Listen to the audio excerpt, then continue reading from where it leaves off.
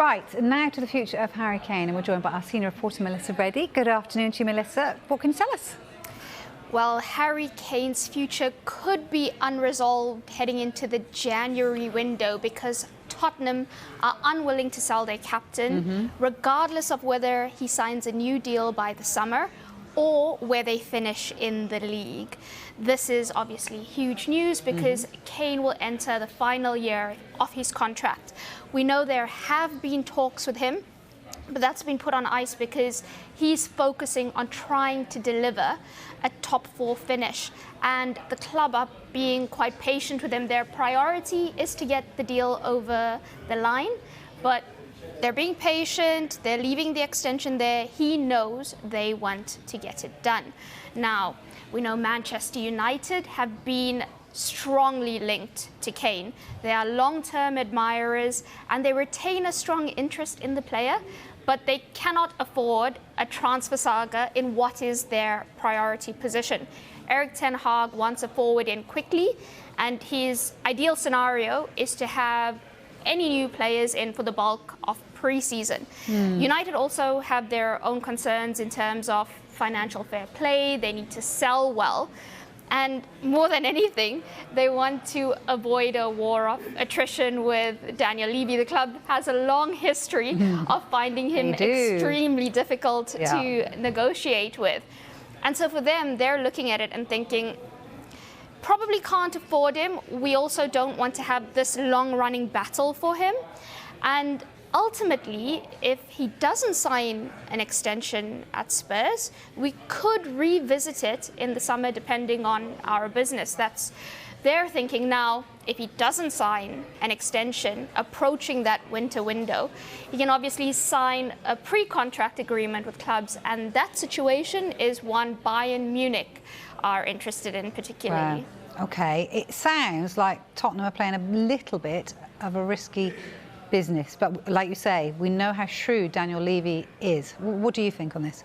I think conventional wisdom would suggest that letting a player enter the final year of his contract is not good business for a Premier League team if you're not considering his sale, especially if he's worth £100 million.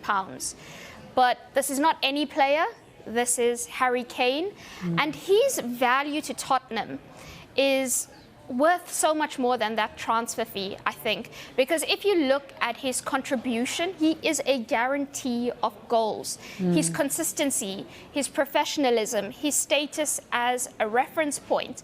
Spurs are looking at it and thinking, if we get £100 million, what players are we going to oust top European clubs to get that are going to give us what we can amass from Kane?